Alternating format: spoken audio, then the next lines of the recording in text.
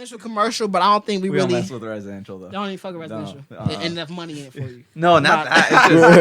It's just it's not numbers. That's the thing with residential. It's a lot of emotional base buys and shit. I can't do Forever homes. stuff. Yeah, He need quarters. He need quarters. I need exactly. I just need just some Residential numbers to work residential with, ain't and you cutting lay it. it out and see if it works. Even on the development side, it's all numbers. You look at how many.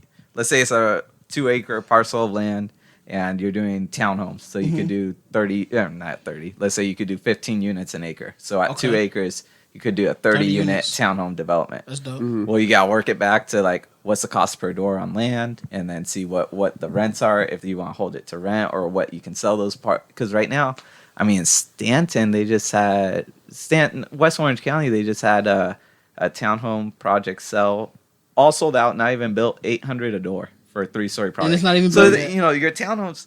I mean, I like townhomes, but for me personally, I want a yard. I want to look into like an older single family home that I could fix up. But the townhomes, they're just stacked 2-car garage on the bottom with like laundry, and then you got your living quarters on the second floor, and then you got rooms on the third floor. So it's just stacked high, but $800 a unit it sold for. And it's each like unit is exactly the same, right? plus or minus. I mean, they'll have like a 2-story. I mean, a two-room floor plan, or like a 3-room floor. They'll have little changes, but it's the same box that they're working with. And correct me if I'm wrong, but sometimes isn't it cheaper to just build a new house than to try to repair one? Is that inaccurate or? The only right now, Depends.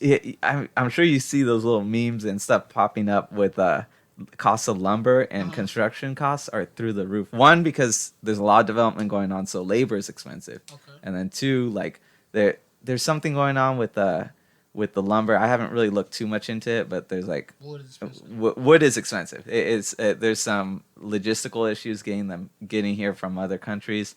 And then I think there's some sort of like parasite or bug that's attacking some of the lumber suppliers.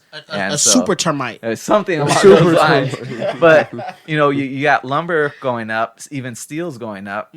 And so your costs because your costs to construct a house, your land, your soft costs, which is like entitlement processes with the city and all that. And then your hard costs being like the actual materials and the labor and all that good stuff.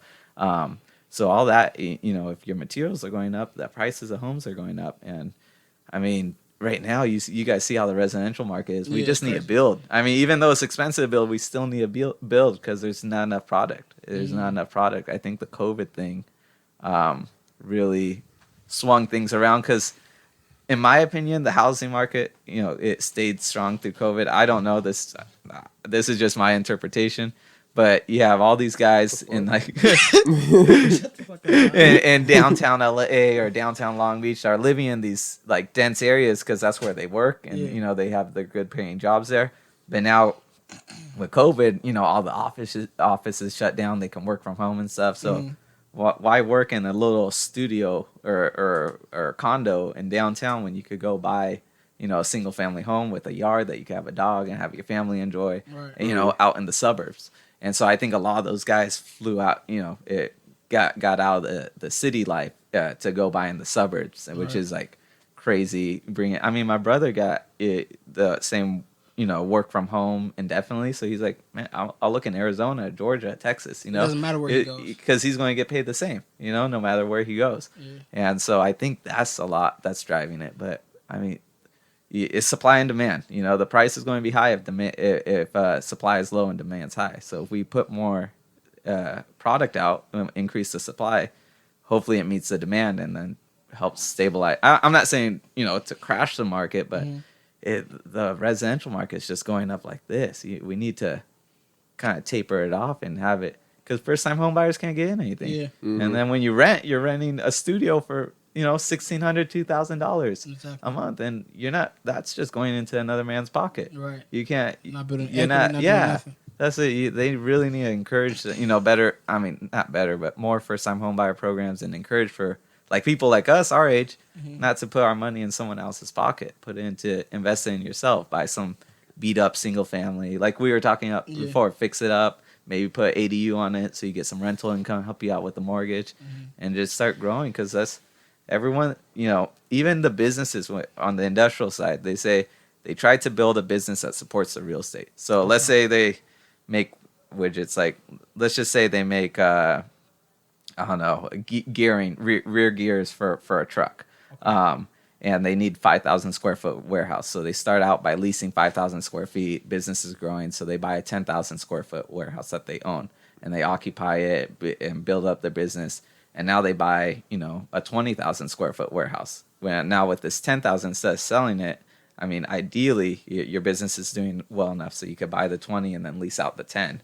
And then maybe that 20, you could buy a 25 afterwards and then lease out the 20. They a lot of the guys that I talk to that are successful build their business on building the real estate. Right. Like McDonald's, exactly. McDonald's is huge, but their business is real estate. The burgers are just kind of like a front in a way. Exactly. They own the land, they lease it back to the franchisees, and you want to, at that, I don't want to say real estate is everything, but for a lot of these guys, that's just like that stable baseline that it's worth its weight in gold. It's security, And fucking no matter what, God not making no more land. He's not. I know. You feel me? Exactly. Yeah, land is power. It's. Right. I mean, you can only build higher, and even at that, we were looking at like a high-rise development in downtown Long Beach, and it's difficult to do that stuff.